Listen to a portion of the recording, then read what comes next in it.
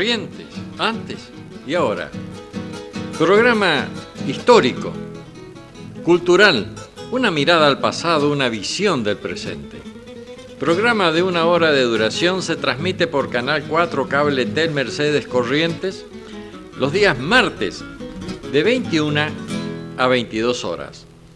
Se reitera miércoles luego del informativo de este canal y se lo carga en YouTube el miércoles a partir de la hora 14 más o menos. Estas historias son verídicas, las que viví y reviví en mis largas travesías por los campos correntinos. Otras que escuché de personas que las protagonizaron, donde se reflejan fielmente, sin aditamentos políticos, religiosos o sociales, a los hombres y mujeres productos de la tierra correntina, las empresas, grandes y pequeñas, que empujaron la rueda del progreso. Son ellos, no otros, los protagonistas de Corrientes, antes y ahora. En este programa tienen cabida todos los temas que nos ayuden a descifrar nuestro patrimonio intangible. Agradecimiento a Griselda Montiel, a Omar Tunino Lugo, Romina Lugo, y un agradecimiento especial a Quique Pauli, quien tiene los controles a su cargo, los controles de este programa.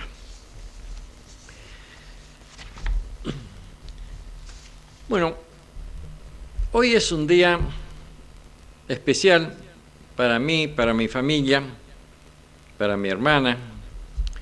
Es el cumpleaños, sería el cumpleaños de mi papá, Pascual Fresini. Ahí tenemos unas fotos donde yo estoy con él, siendo muy chiquito. Papá era oriundo de Rosario, sus padres, su padre italiano, su mamá hija de italiano. Él se incorporó al ejército, vino a Goya y se incorporó al ejército como soldado raso, vino a hacer el servicio militar y allí le ofrecieron continuar con la carrera militar. Él ya había terminado el bachillerato y había ya ingresado a la facultad, había hecho algunas materias, pero era una época de esa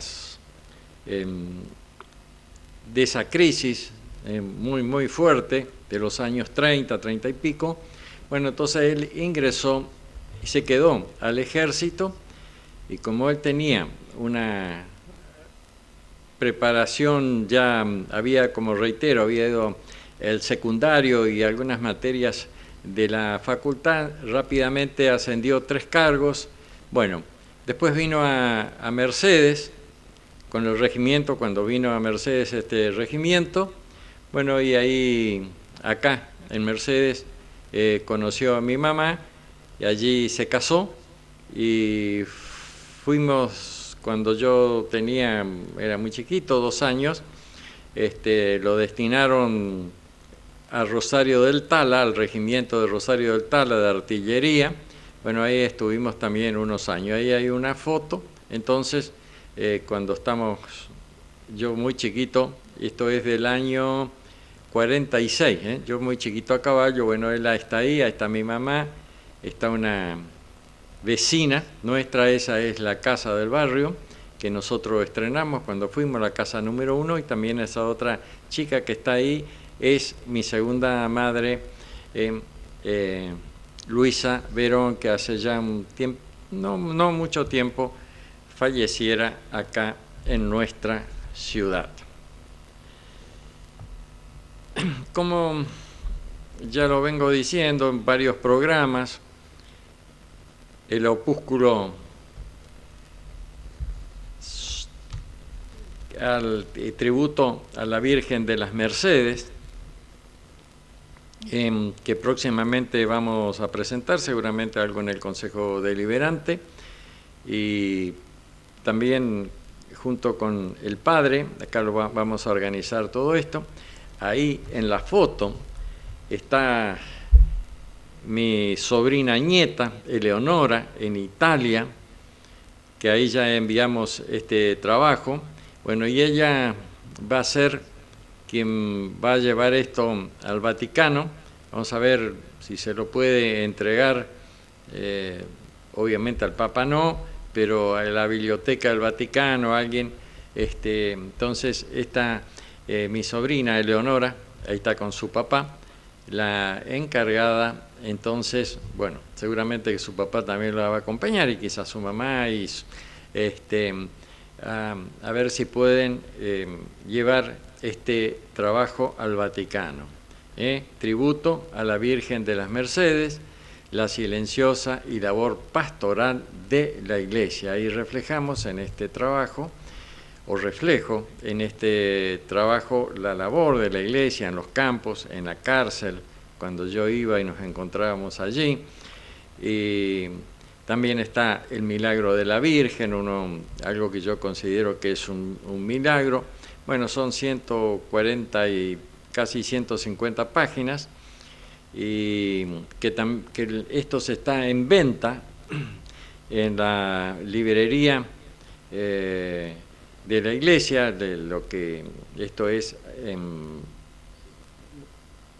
para beneficio de ahí de la iglesia. No sé qué destinarán el dinero, seguramente para cuando se conmemore el 24 de septiembre, el Día de la Virgen de las Mercedes, no sé, pero bueno, es para beneficio entonces de la iglesia. Le entregamos también uno al obispo de Goya, Monseñor Canesín. Y bueno, vamos a ver entonces si organizamos ya la presentación de este trabajo. Homenaje a San Martín. Mañana miércoles, pasado jueves 17 de agosto. Que no es en el país, no es feriado, se corre esta fiesta. Este día que no es una fiesta, sino este día luctuoso, la muerte del general San Martín, se lo corre para el lunes, para de esta manera beneficiar al turismo. La fecha del fallecimiento del padre de la patria. Pero sí, acá en Corrientes es feriado. Fue una figura destacada del ciclo histórico y político debido a su participación en las guerras de la independencia hispanoamericana, el cruce de los Andes y su retiro. El cruce de los Andes es considerado en el mundo una de las mayores hazañas de un general y su ejército. De hecho, yo había escrito algo sobre San Martín y dije que San Martín no era un hombre, sino una misión, por lo inmenso de su tarea. Cada 17 de agosto en la Argentina se conmemora el paso a la inmortalidad del general José de San Martín. Diría que se conmemoraba. Bueno, ahora seguramente que allá ya están yendo para Yapeyú, en todo el país, y ahora solamente en Corrientes. Considerado el padre de la patria y el libertador de América, quien murió a los 72 años, ese día de 1850 se pararon los relojes. San Martín fue una figura destacada del ciclo histórico y político debido a su participación en las guerras de la independencia hispanoamericana. Su nombre completo era José Francisco de San Martín y Matorras, y nació el 25 de febrero de 1778, en la ciudad de Yapeyú, en la actual provincia de Corrientes, que en aquel entonces pertenecía al virreinato del Río de la Plata. Hijo de Juan de San Martín, teniente gobernador de Corrientes, y de Gregoria Matorras, José Francisco se crió en el seno de una familia española que no tardó en preferir volver a su país. En 1784 pasó con su familia a España y en 1787 ingresó en el Seminario de Nobles de Madrid, donde aprendió retórica, matemática, geografía, ciencias naturales, francés, latín, dibujo y música. Con esta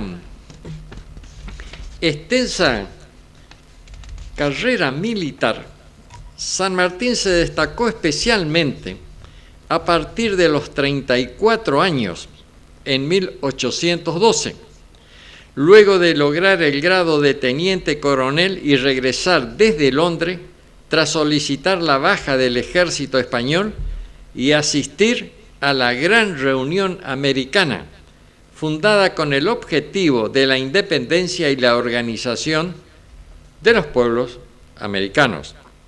En los años por venir, y ante la debilidad militar del movimiento patriota, la Junta Gubernativa le confirmó a San Martín su rango de teniente coronel de caballería y se le encomendó la creación del regimiento de granaderos a caballo, que aún hoy persigue, está vigente, al frente del cual obtendría la victoria en el combate de San Lorenzo, histórica victoria, en 1813. Asimismo, el prócer argentino apoyó la formación del Congreso Nacional de Tucumán en 1816, cuando era gobernador e intendente de Cuyo, para que se declare la independencia de las Provincias Unidas del Río de la Plata del Imperio Español. En ese contexto, San Martín quería definiciones claras y concretas, y es así como, una vez declarada la independencia el 9 de julio de 1816, emplea en sus proclamas a la tropa y a los pueblos la palabra libertad como estímulo máximo de la acción y como base de sus tratativas con los realistas en la guerra por la independencia. El cruce de los Andes. Con el objetivo de planear el final de la guerra, San Martín ideó el Plan Continental, que trajo consigo el histórico cruce de la cordillera de los Andes, que tenía como finalidad liberar a América del Imperio Español en 1817. Luego de que España triunfara en los últimos años, desde 1815, el general comprendió la dificultad de combatir en la zona del Alto Perú y que debía ocuparse Lima para terminar la guerra de la independencia en forma definitiva. De esta manera pensó en una campaña independentista a escala continental, regional y local, donde las tres se articularan.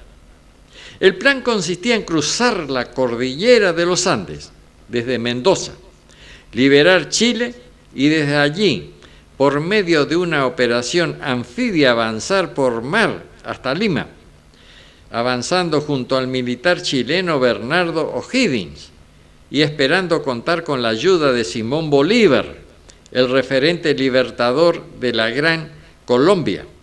Se anhelaba emancipar para siempre al territorio sudamericano del dominio realista. Finalmente, el 17 de enero de 1817, se oficializó con la fecha de partida de la campaña libertadora del Ejército de los Andes, retiro y fallecimiento. Para 1822, José de San Martín había decidido retirarse luego de liberar a varios pueblos. Desde ese año estuvo en Chile, en Mendoza, 1823, y para 1824 determinó irse a Europa, luego de recibir críticas adversas que le atribuían aspiraciones de mando y el fallecimiento de su esposa, María de los Remedios de Escalada. En febrero de 1824, San Martín partió junto a su hija Merceditas, que tenía 7 años, y estuvo en Gran Bretaña, Bélgica, hasta que se asentó en París, Francia. Para 1827, la salud de San Martín, el gran libertador, se había deteriorado debido a su diagnóstico de reumatismo y su situación económica, ya que tuvo que vivir modestamente para pagar el colegio de su hija.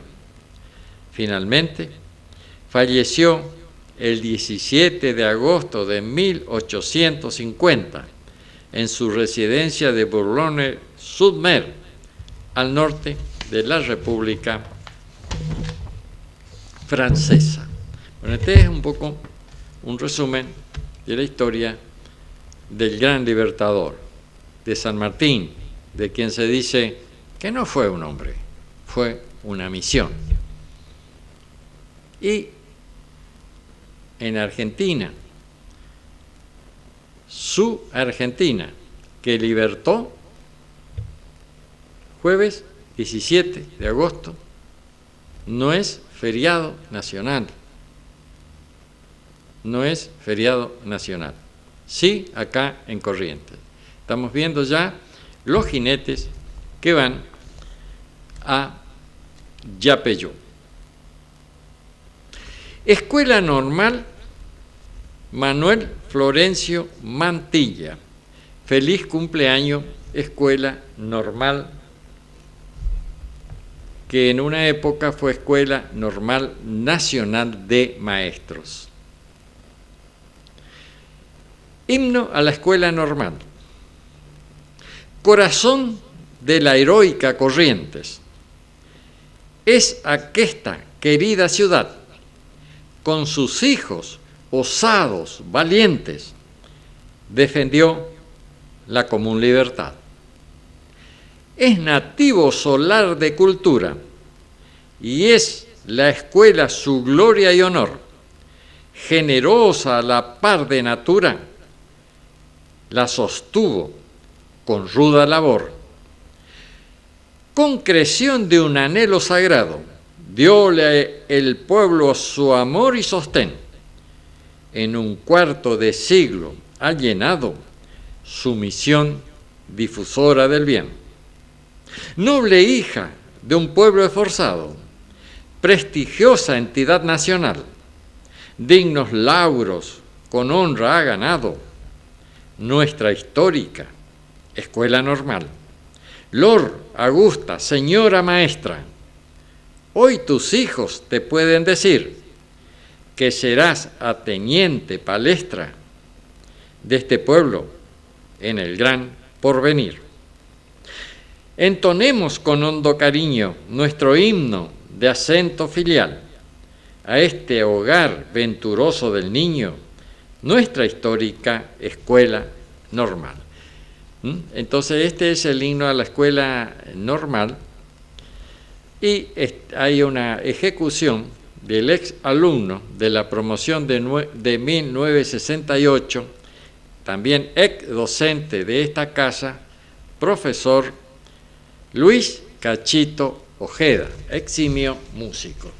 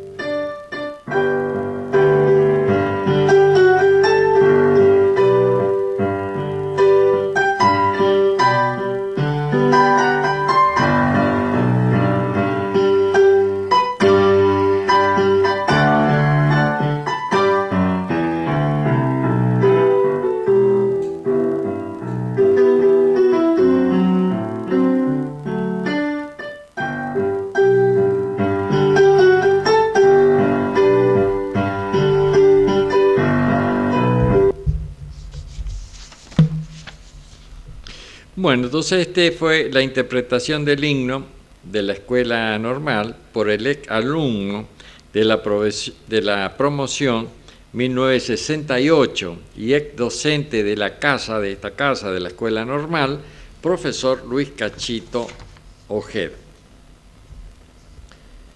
¿Por qué el mate se llama así? Al llegar los europeos a esta tierra, notaron que los nativos practicaban el ritual de juntarse a beber una infusión, a los que los guaraníes llamaban caihuá. Esta expresión deriva de los vocablos guaraníes caá, hierba, y agua, guá, procedencia, lo que se puede traducir en agua de hierba. La expresión mate nace del vocabulario quechua, matí, que significa calabaza, que es donde se preparaba el mate. El mismo se tomaba a través de una cañita denominada tacuarí, en cuyo extremo se colocaba una semilla ahuecada que hacía las veces de filtro. Por extensión, los europeos copiaron de esta manera la infusión elaborada a partir de la hierba. Estos tenían la creencia de que era una hierba del demonio, por desconocer su práctica.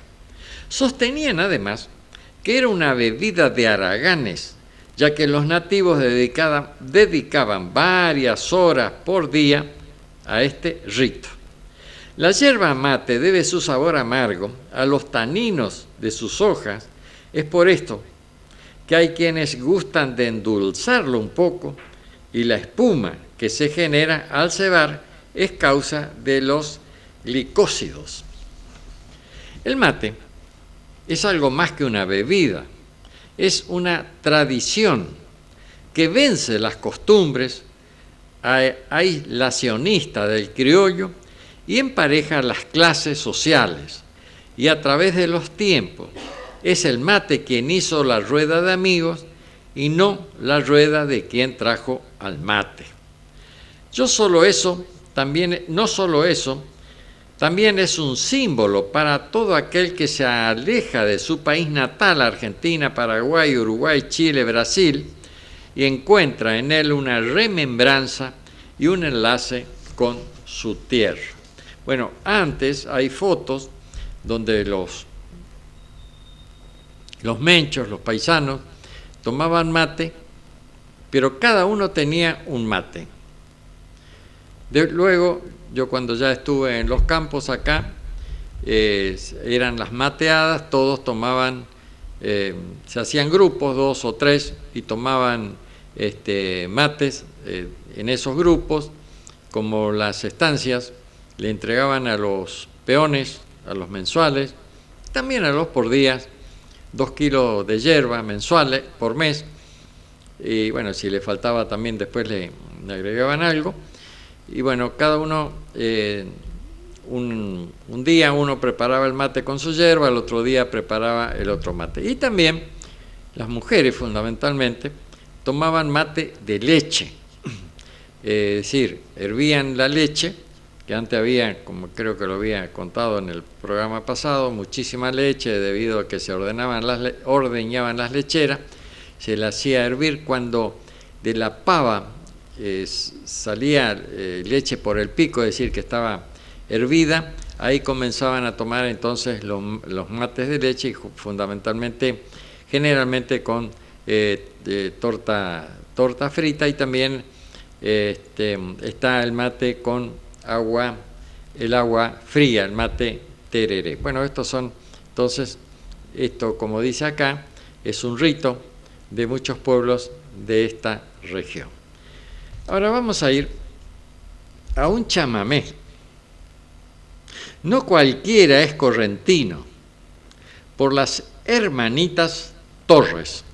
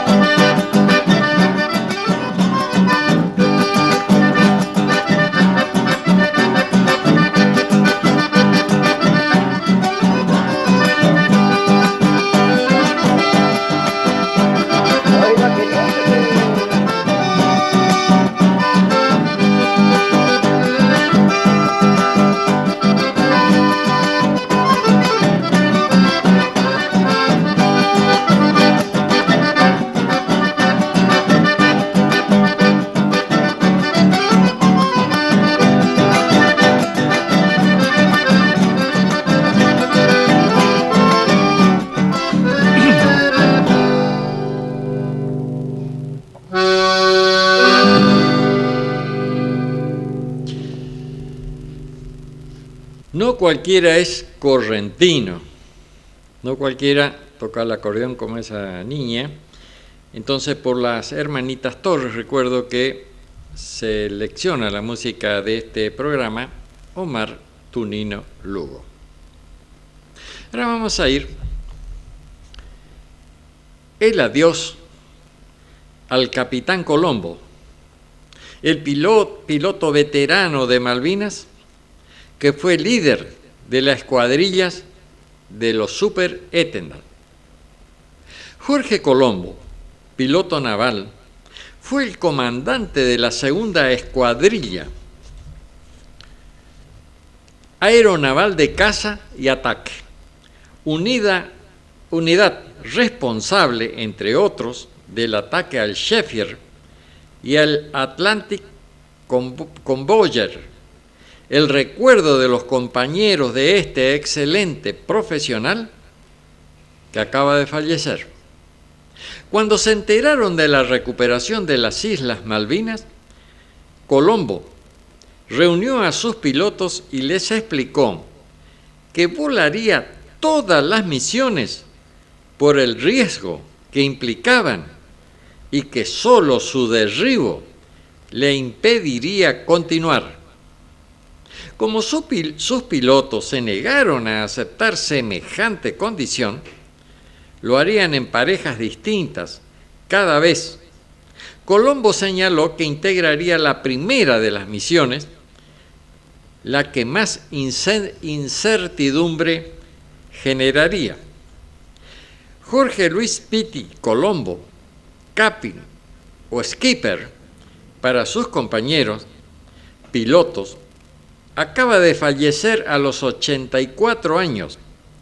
Los que lo conocieron lo describen como un marino de esos de toda la vida, con un carácter frontal con sus superiores y leal con sus subordinados, característica que puso en evidencia durante el conflicto del Atlántico Sur. Tan frontal era que, según recordaba, estuvo a punto de ser fusilado, reitero, estuvo a punto de ser fusilado durante el conflicto. Se había retirado como capitán de navío y fue considerado como una de las personalidades más lúcidas, un héroe, durante el conflicto de Malvinas.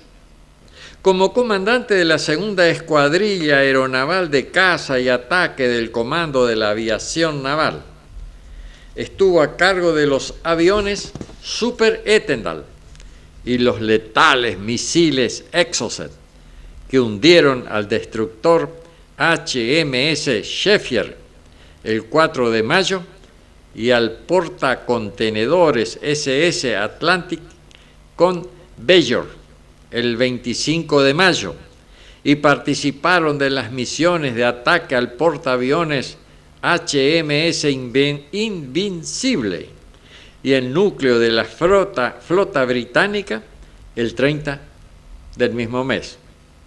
Había ingresado al Liceo Naval en 1953, a la Escuela Naval Militar en 1958. Pertenecía a la promoción 89 y obtuvo sus alas de aviador en 1965, entrenándose luego en Estados Unidos. En agosto de 1980, junto con los técnicos y pilotos de la escuadrilla que ya lideraba, estuvo en Francia para conocer y entrenarse, y en el recién adquirido Super Etendal, un exigente avión naval que era de los más modernos del mundo. Menos de 2 años después, la guerra sorprendió a la escuadrilla con un nivel de adiestramiento básico y sin que los misiles Exocet estuvieran integrados al avión. Mediante su liderazgo, los aviones y el personal se pusieron a punto para enfrentar el conflicto armado al inmenso enemigo. El 1 de mayo de 1982 despegó con su avión acompañado por el teniente de fragata Carlos Machetaz.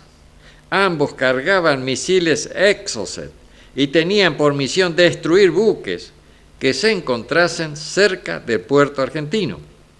Un problema en el reabastecimiento en vuelo con el avión Hércules de la Fuerza Aérea, que era indispensable para llegar con combustible suficiente al blanco, hizo abortar la misión. Yo ya estaba arriba, acababa de desengancharme del Hércules. Los muchachos del Hércules empezaron a decirme: jefe, pierde combustible. Y encima, Machetaz me dice: señor, nos tienen en los radares, explicó entonces el piloto. La revancha vendría en los días siguientes, cuando el 4 de mayo pilotos de su escuadrilla hundieron al HMS Sheffield. Pero la guerra no sería fácil. La superioridad en la base aeronaval Comandante Espora no tenía acabado conocimiento de las capacidades y limitaciones de los aviones que comandaba Colombo, y a los pilotos se les impusieron misiones de muy difícil realización, como por ejemplo la de hallar al buque Queen Elizabeth II en la inmensidad del océano y atacarlo. Nosotros basábamos los éxitos de nuestros ataques en dos aspectos: la discreción y la sorpresa, pero sobre todo la discreción. Éramos el enano que íbamos a atacar a un hombre que mide 3 metros en una noche oscura y por la espalda y en puntas de pie, no de frente, explicó didáctico. Un mérito muy importante de esta unidad, escribió años después Augusto Benda Carratz, uno de los responsables del ataque al destructor Sheffield, ha sido el poder solucionar los problemas para operar eficientemente el sistema por parte de los pilotos y los problemas técnicos por parte del personal de mantenimiento desde su anonimato en el tiempo tan reducido que tuvimos para hacerlo. Fue el liderazgo de nuestro comandante de escuadrilla, el capitán de navío Jorge Colombo, quien supo conducirnos con un destacado criterio profesional en una situación límite, como es el caso de una guerra, la que nos permitió prepararnos de la forma en que lo hicimos. Colombo, con su fuerte personalidad, siempre se interpuso frente a las órdenes que consideró erradas. Casi me fusilan durante la guerra. Casi me fusilan durante la guerra, repitió más de una vez. Pero a él no le importaba. Las órdenes eran relevantes, pero más importante era poder cumplir las misiones en forma efectiva y sin correr riesgos innecesarios.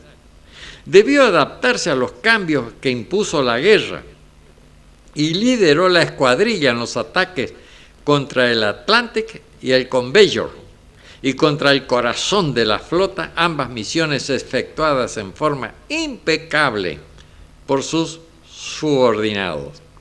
El final de la guerra encontró, junto a sus camaradas, entrenándose para ataques nocturnos con misiles. Luego del conflicto tuvo varios destinos.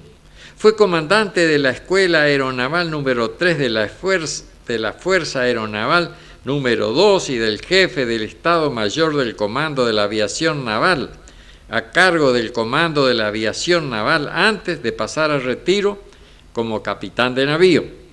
Cuando en mayo de 1987, la fragata estadounidense Starks fue atacada por error en el Golfo Pérsico por aviones iraquíes con 2 misiles Exocet, en el que fallecieron 37 tripulantes, Colombo se encontraba en el Naval War College en Estados Unidos.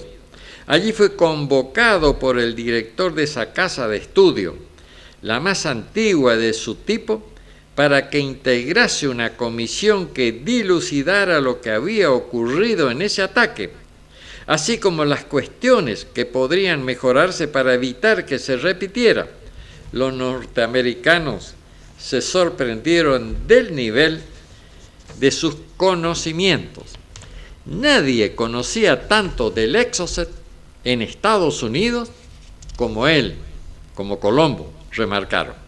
Es considerado como uno de los mejores comandantes argentinos durante el conflicto de Malvinas, no solo por los hundimientos y ataques de su escuadrilla, sino ninguna pérdida propia, material o humana, sino también porque la lideró con entereza, profesionalidad y humanismo en la guerra, y hasta la actualidad siguió siendo un líder, un gran líder.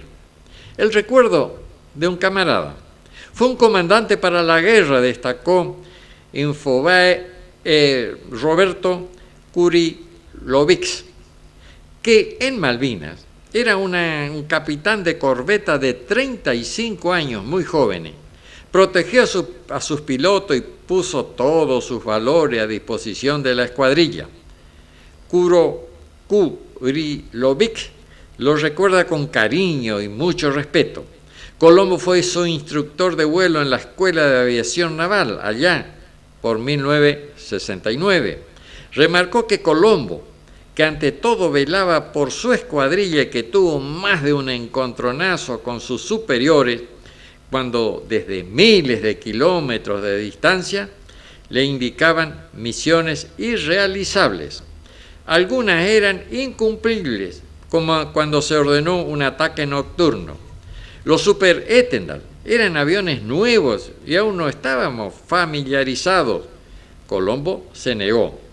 De haberla cumplido, hubiéramos atacado a pesqueros. Él ofreció ser relevado si no estaban de acuerdo con su decisión. Obviamente, eso no ocurrió. Tal vez por su carácter, es que no fue condecorado ni ascendido a almirante, señaló, y que lo merecía con creces. Fue querido y apreciado, y se llevó la mejor condecoración, que es el cariño de sus subordinados, expresó Kurilovich. Hace unos años que Colombo había perdido a su esposa Isabel, tiene 4 hijos. La segunda escuadrilla aeronaval de caza y ataque, bajo su liderazgo, cambió los paradigmas de la guerra naval. Y lo que ella hizo, aun cuando han pasado más de 40 años, resulta objeto de estudio en las academias navales de todo el mundo. Hoy se ha ido un héroe y se lo va a extrañar. Bueno, esto entonces, como el país agradece, tan desagradecido con San Martín, ahora que el 17 no es feriado nacional, y con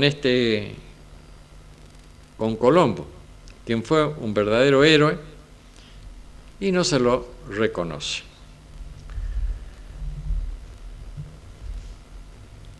Ahora vamos a ir a Corrientes, del libro Corrientes en el verso, de Carlos Alberto Castellán. Corrientes la salvaje, la india legendaria, señora analfabeta del reino guaraní, cacica soberana de tribus mandobleras, reliquia del pasado, sepulto en Tarahui.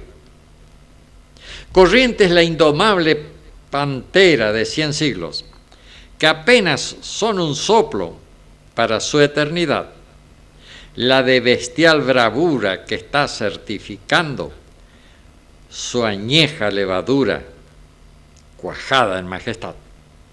La India de pupilas muy torvas y muy graves, que no quemó ni el fuego del propio Cuarají, la que tatuó su audacia con la adultez del ceño en su moreno frente, copiada a la Itatí. La del empuje heroico y del instinto fiero, por quien la selva toda tembló en temeridad, y el hijo del hispano riéndose prisionero entre sus trenzas negras, color de oscuridad. La India más soberbia que conociera al mundo, por esa edad en ruinas, que no renacerá, cuando Yazí la trajo, señora en su carroza, y la entregó en los brazos del bravo Paraná.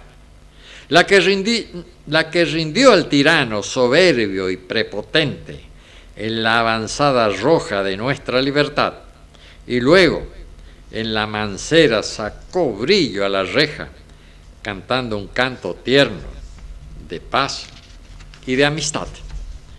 A vos, mi madre gaucha, la tierna melodía, la pobre melodía de nuestro Embaracá, y la nostalgia triste de nuestros hijos distantes, que siempre te bendice hasta Omanón Botá. Bueno, entonces esto es Corrientes en el verso del poeta Carlos Castelán. Ahora vamos a ir a algo que publiqué en el opúsculo, Tributo a la Virgen de las Mercedes.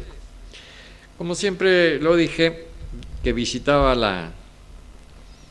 el lugar de detención acá en la comisaría, conocí muchísima gente, muchas personas que estaban privadas de su libertad. Y cuando José, que está cumpliendo una condena, 10 años de prisión, creo que este fin de año ya cumplirían no sé cuántos para que tener una libertad provisional, escribió esto sobre la misión pastoral. Esto lo escribió entonces José, privado de su libertad. Obviamente no puedo dar el apellido porque es una persona que aún está detenida. La experiencia con la pastoral carcelaria es muy enriquecedora, a la vez reconfortante, porque al no tener visitas y que esta gente te traía esos días regalos o ropas usadas, por más pequeño que era, nos daban mucha alegría al sentirnos de alguna manera queridos por esa gente. Era un gesto muy noble y de corazón. Esther es la mujer que con mucho sacrificio y esmero no faltaba nunca a los días de catequesis, nos daba el cariño de una madre a sus hijos, y realmente ahí te das cuenta cómo obra Dios en ellos. Con su edad, en alguna forma llegaba con sus regalos. Por más que fuese un caramelo, se aprende la humildad y que todos somos iguales para Dios, sin distinciones por los pecados cometidos, anhelando la unión entre los compañeros. Hoy mucho por contar, no olvidar a Manucho, a Jorge, a Mirta y algunos nombres que no recuerdo. Entonces esto lo escribió José, que esta carta de José, a quien yo conocí entonces cuando estaba detenido provisionalmente a la espera del juicio, y luego fue condenado a 10 años de reclusión. Mientras él estaba ahí, quiso estudiar abogacía. Bueno, le hicimos unos trámites para la universidad de acá y se le consiguió la posibilidad de que él estudie abogacía, pero luego cuando lo condenaron, lo trasladaron y no pudo estudiar, ¿no? Y hablamos mucho sobre su situación y su vida, posdetención, su familia, se sentía apoyado por la labor pastoral y las visitas que de alguna manera aliviaban su situación y las de otras personas privadas de su libertad a la espera del juicio absolutorio o condenatorio. Obviamente que todos esperaban con ansia ser juzgados porque todos guardaban la esperanza de que iban a ser absueltos. La labor de la Iglesia es muy importante para calmar los espíritus, encauzar sus pensamientos, darle otro sentido a la existencia.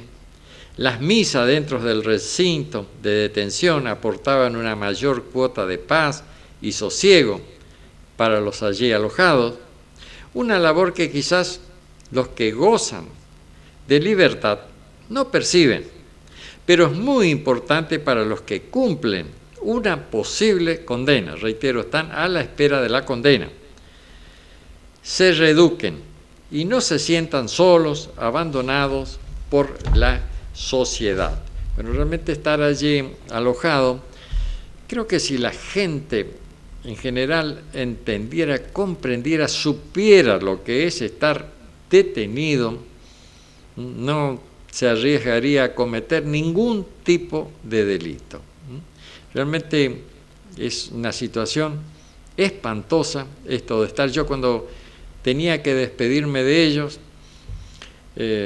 tenía algo dentro mío porque me iba y los dejaba, claro, no analizaba qué habían hecho, ni qué delito habían cometido, ni nada, solamente era esa situación, ¿no? Y cómo ellos trataban de alguna manera de contarme qué había pasado, cómo había pasado. Había alguien que estaba detenido porque había matado a una persona y lo había matado en una pelea a cuchillo y bueno, estaba ahí detenido. Después cuando fui en una de las visitas estaba contento, lo habían absuelto, defensa legítima, había sido una pelea y bueno, él también había recibido heridas. Era una persona muy fuerte y yo le había dicho a él que que lo habían absuelto y le había dicho a él, no vayas a tomar más. Bueno, eso capaz no sea posible porque la persona que toma es bastante difícil de que deje ese vicio, pero si tomás, encerrate, tomás vos todo lo que vas a tomar y quédate a dormir ahí. Y al otro día, bueno, pasó un tiempo, él ya lo habían dado la libertad. Cuando voy lo encuentro. ¿Y qué te pasó? Maté a otro. ¿Y cómo fue? Y estábamos ahí, yo ya le dije que me iba, me acordé lo que usted me había dicho, que no me junte, y bueno, yo había tomado algo, pero estaba bien, me iba, y me siguió y me retaba y me insultaban hasta que por ahí sacó el cuchillo y me atacó. Bueno, yo saqué el mío y lo maté.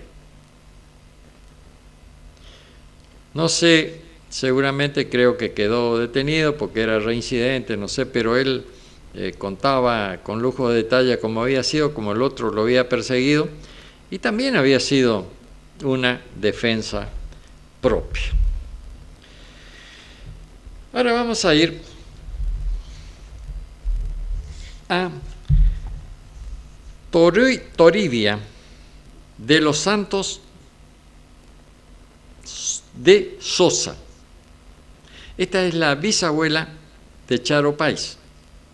Toribia de los Santos se yergue como la cautiva que aplacó con su muerte la sorda ira del enemigo.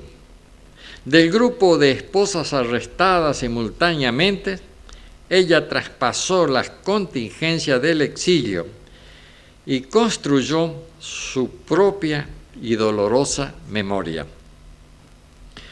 Oriunda de Corrientes, hija de Francisco Fraga y Antonio de los Santos, pertenecía a una añeja y respetada familia lugareña. El 8 de agosto de 1854, casi niña, se casó con el mayor Desiderio Sosa. Del matrimonio nacieron 4 hijos que echaron a andar por los caminos de Dios y de la patria. Como esposa y madre sentía y ejercía las viejas virtudes cristianas que alimentaban la tendencia natural de la época. Vivió Toribia a mediados del siglo XIX, cuando asomaba toda la gama de sentimientos propios del romanticismo y la mujer asumía su responsabilidad en función de los valores éticos del individuo. Era la más joven del homogéneo grupo y presumiblemente la más sensible, la única que no pudo sobrevivir al rigor de las cárceles y las pestes y la forzosa marcha de las tropas. Recuerdo que ella era una de las cautivas, las que la habían llevado al Paraguay, y la única que no sobrevivió. Su esposo, el coronel Desiderio Sosa, por entonces comandante de la defensa de Corrientes, al frente del famoso batallón creado por él, y que alcanzaría renombre y gloria en los campos de Yatay, Estero Bellaco, Tuyutí y en otras acciones capitales de la cruenta guerra de la Triple Alianza.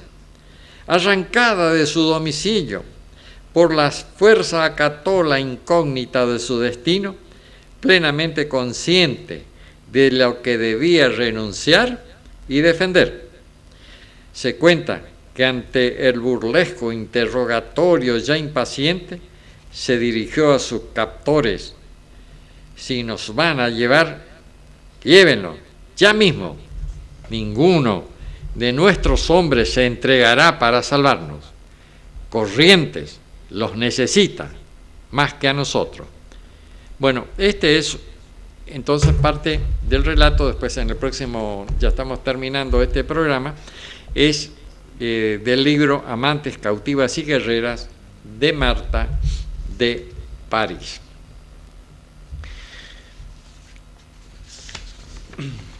Bueno, ahora vamos a ir, ya para ir finalizando el programa, el chamamé. Fuiste mi amiga y hoy sos mi amor, por Sergio Almirón y los Almirón.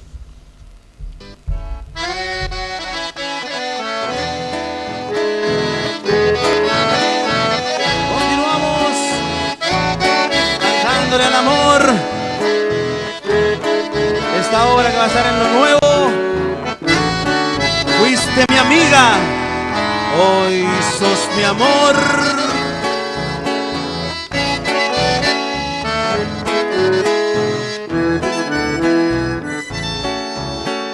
Primero fuiste mi amiga, hoy sos mi único amor. Doy mil gracias a la vida por brindarme tu calor. Fuiste sueño de mis sueños desde que te conocí. Hoy al saber que sos mía, soy el hombre más feliz. Las estrellitas más lindas te quisiera regalar y gritarle al mundo entero que ya tengo a quien amar. Dirán por mí que estoy loco o que soy un soñador. No saben que nos queremos y que soy tu trovador.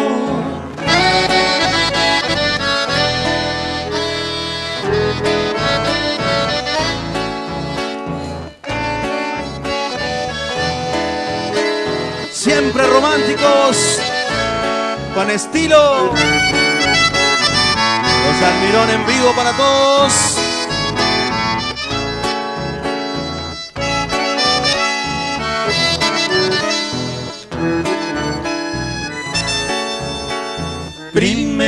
Fuiste mi amiga, hoy sos mi único amor. Doy mil gracias a la vida por brindarme tu calor. Fuiste sueño de mis sueños desde que te conocí. Hoy al saber que sos mío, soy el hombre más feliz. Las estrellitas más lindas te quisiera regalar y gritarle al mundo entero que ya tengo a quien amar. Dirán por mí que estoy loco o que soy un soñador. No saben que nos queremos y que soy tu trovador.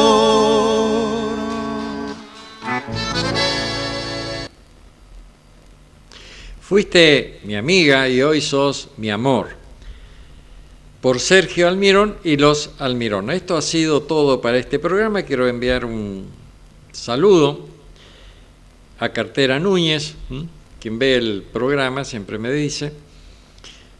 Esto ha sido todo entonces para este programa, si el destino así lo permite. El próximo martes, a partir de la hora 21, estaremos nuevamente con un programa de similares características, recordando que mañana, miércoles, luego del informativo de este canal, finaliza ahora 14, este programa va a ser reiterado y lo cargamos también en YouTube. Tengan ustedes muy buenas noches y muchas gracias.